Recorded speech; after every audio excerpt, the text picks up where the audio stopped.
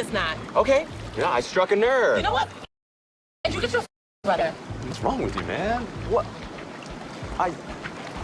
Hey guys, and welcome to Little Black Book. You know what time it is. The voice is sweet. Oh, that note was slightly ended. Anyway, listen, if you're new to the channel, make sure you like, you share, and you subscribe. Listen, do something with me. Like it, share it, subscribe. We're going to hit 20k before the end of this month, but let's get there. Let's go further. You understand? Alright, we're going to talk to you guys about Insecure Season 4, Episode 7 review. If you haven't watched Part 1 where we spoke about BAME and talking about being black, go and watch that review. But hey, listen, you ain't got the minerals, you ain't got the minerals.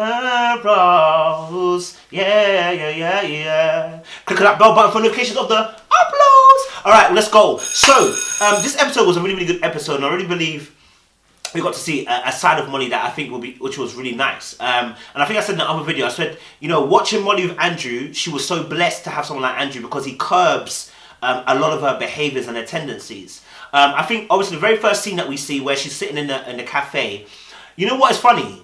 You know, sometimes when you speak to someone says, oh, but you aired me though. How do you know I aired you? Unless you aired me.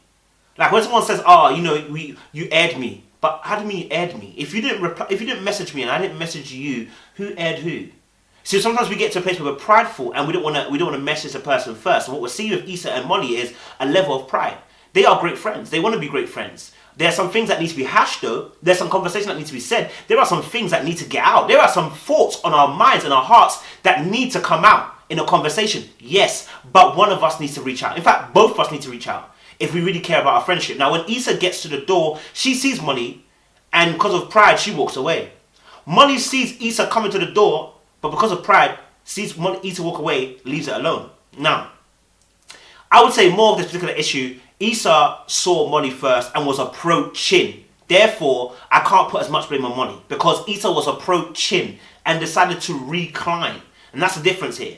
Whereas Molly was already situated and then she saw her coming through the door. Now, could Molly have done something more? Yes, she could have stood up, said, hey, come in, and been more inviting. But rather what she decided to do was play it cool and go on her phone and act like she never seen Issa. So in the end, what happens is both of them are wrong, right? You see, I will say this, you could be right, but the way you act is wrong, right? Do you know what I'm saying? Like, so when she had the opportunity, she could have done something. I'll call it, in work we say an EBI. It's an even better if.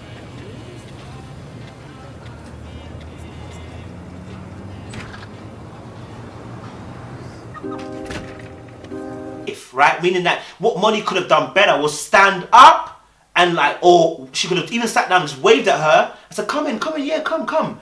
And that would have made Issa feel comfortable that, oh, my friend wants to talk to me again. Like, we want to have a conversation.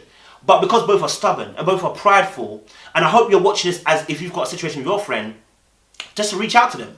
You know, they're a good friend to you, like, you don't argue with them, you're tired of arguing, reach out to them. You know, they want to talk to you. Yeah, don't wait and do what Molly and Issa are doing and then be blaming each other saying their person was airing me, blah, blah, blah, blah, blah. Nah, not the case.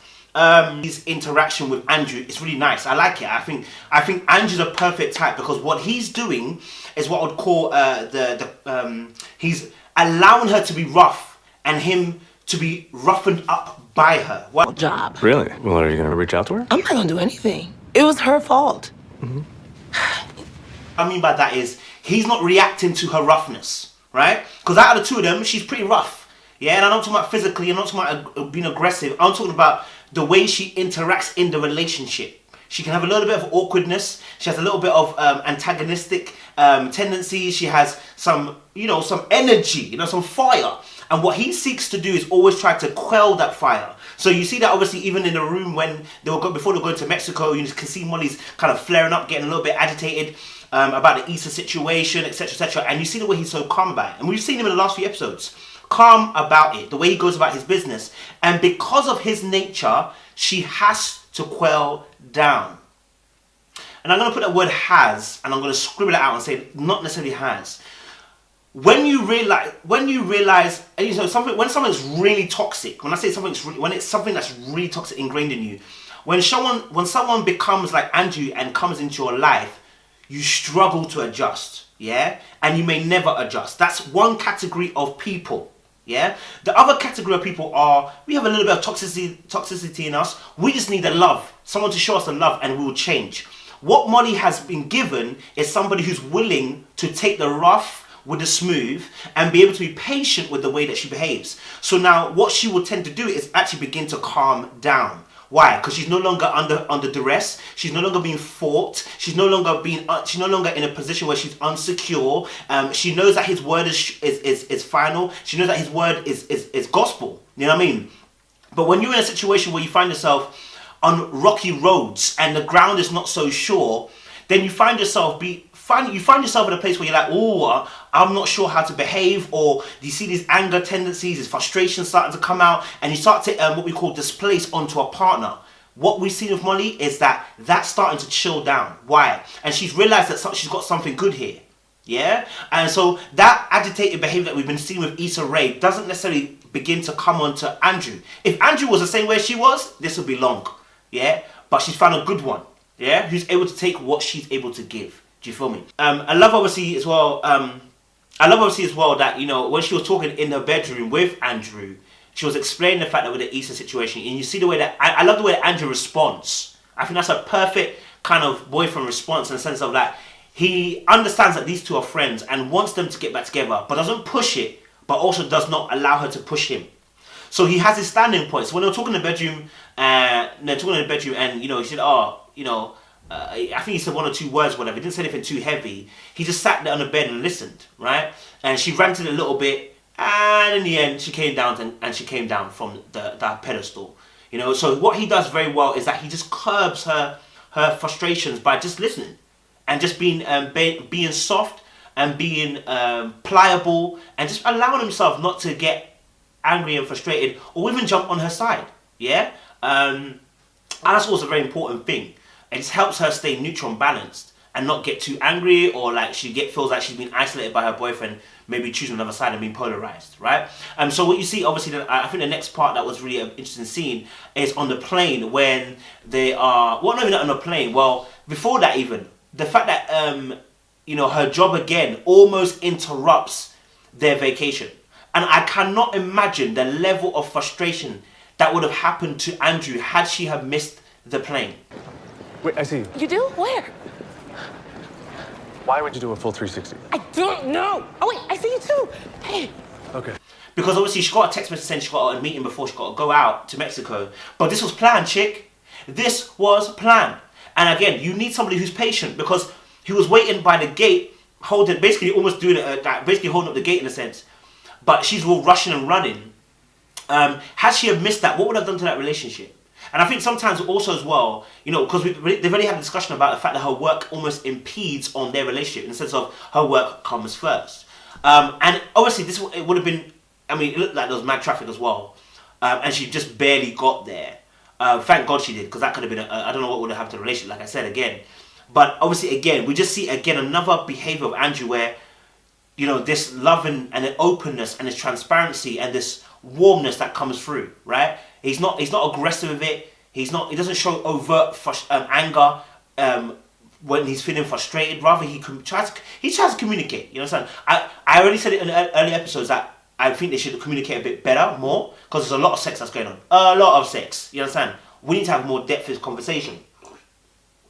Point in blank, we're having sex and bringing toys, but we don't have a conversation after there was a sticky point with the racism situation, right? There was no conversation. Both people are lying in bed.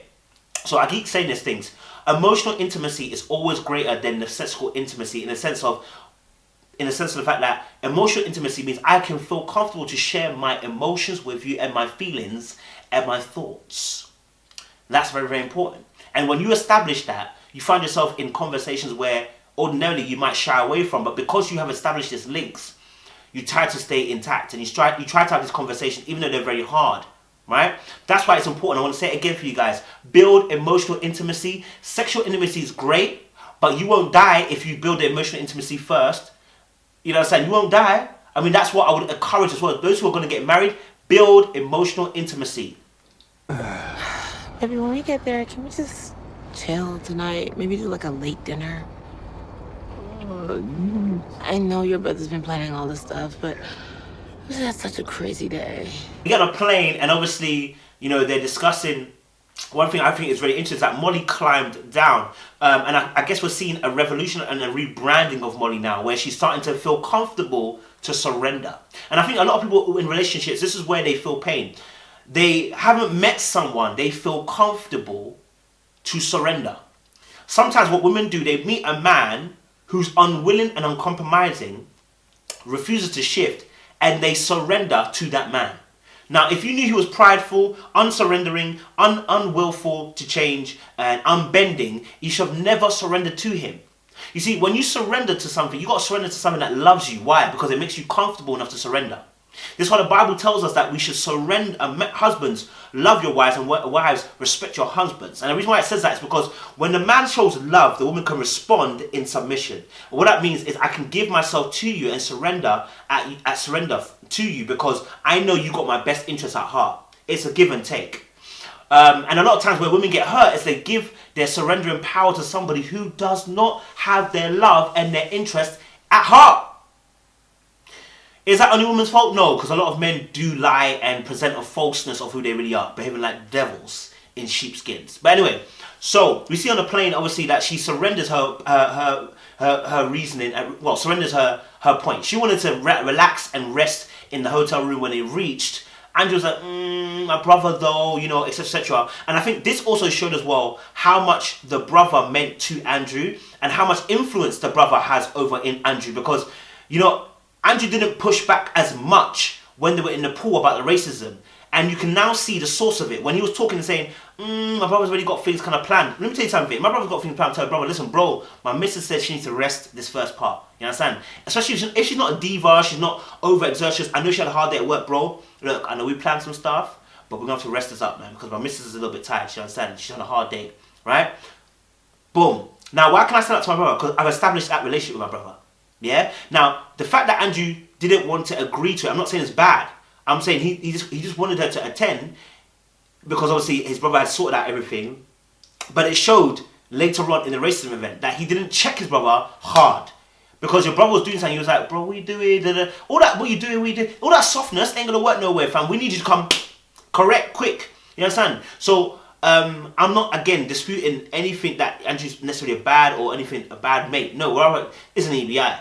Even better if. You understand? Cool. So, really respect to the fact that Molly decided to chill and actually relax and say, hey, do you know what? I'm going to go along with this plan.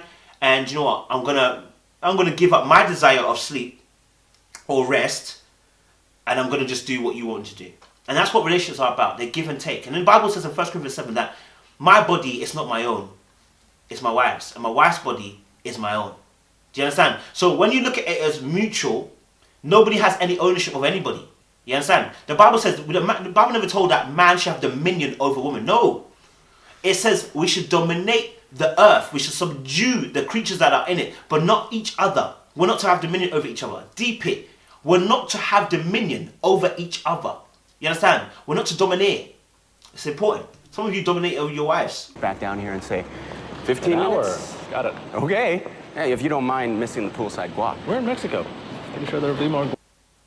And obviously, when they got to the hotel, and you see the brother saying, obviously, look, we've got this particular event, this particular activity, this particular activity. Again, reiterating the point I talked about Andrew, it's not even being fierce. It's about setting a boundary, right? So when I set a boundary, you got to respect it, yeah? If I don't respect my own boundaries, I can't expect you to respect my boundary. So where Andrew is being soft here, a little bit softer here, the boundary he needs to set is not being put in place. So therefore, the brother doesn't respect the boundary. Do you understand? Like, you can be nice, but you can be firm. The same way you can be nice, but naughty. You can be a freak in the sheets, but a woman on the streets. So there are, I won't even say paradoxes, there are comparisons that we can have. We can still be bound, we can still be to create boundaries and still be kind and still be willing to do activities, but just know I've set this time. And had he done that racism conversation would have been off limits. It's because he didn't set a boundary, the brother thought it was okay to enter that conversation in the way that he did. The conversation itself wasn't a problem. It's the way he entered into the conversation and the way he put a narrative on the conversation. That's what had a problem.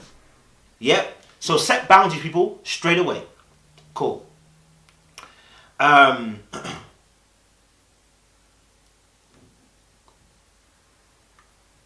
then obviously we see the situation where the aftermath of the swimming pool situation. And I think, again, I'm going to reiterate that, you know, relationships are about communication.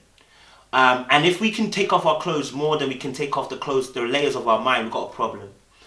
If we can do sex-a-tay before we can do talk-a-tay, then we've got a proper lay. You understand? Yeah? So it's very important that as couples, that your communication is A1. Communication by speaking. And you know, I always say it, PEW, position expectation 1. What's your position? Molly, I was hurt, right? What's your expectation? Do you know what? I just want us to move forward from this, but in future, let's not address it. Let's in future, here's what the problem with that situation. This, that. So in future, I expect this. And then he can say, okay, look, this is my one. I want you to get on with my brother, etc. Because I'll be honest, I agree with Molly's reaction, but I also understand where Andrew is annoyed. Because the way that Molly went off the lid, put animosity between herself and the brother. Right? But that also stems from the fact that Andrew didn't put the boundary there in the first place. So we've got a whole roundabout of things that don't happen if Andrew sets a boundary. Andrew sets a boundary, brother can't enter that chat the way he does. Then Molly doesn't argue the way that she does. But For me, it's not. Okay. Yeah, I struck a nerve. You know what? Fuck you. And you get your fucking brother. What's wrong with you, man? What? The thing is, it's happened. Molly's argued the way she's argued, and all that it required for Molly to do is like, listen, Andrew, I'm sorry. I didn't want to pop off at your brother like that, and I'm apologizing for that behavior. I was frustrated, I was angry, I was hurt by what you did, by what he did, and I didn't feel like it really spoke to truth about what my experience as a black woman is, right? Now, when you put that across, Andrew has a duty now to defend you. You understand? But if you leave it as we argued and I got vexed at the brother and then leave it at that, right? Then you look at it as if you're justifying your actions, and actually he doesn't want animosity between himself and his brother. So now you put him at odds. Whereas if you decide to come on a humble tip, so the Bible says throw hot coals on your enemy by showing them love. If she comes and explaining to it, say, hey, look, this is what happened, blah, blah, blah, blah. I apologize for the fact that I reacted the way I reacted. You don't say I overreacted. I apologize for the way I reacted because I know that it caused a slight offense on his behalf and maybe it caused animosity between you two. I'm sorry for that. I'm not sorry for the fact that obviously, I said what I said because it needed to be said. Difference. You see how you're explaining the situation, explaining where you know you went wrong and may have potentially caused an offense between the brothers. Do you understand? So you can still be what? You can still be nice, but naughty. You can still set boundaries and be kind. Hey, guys, if you like what we do, make sure you click on that bell button for the notification of the uploads. Make sure you like, share, subscribe. And remember, you can click on backworldtube.com for where we watch these shows. More love. Appreciate you guys.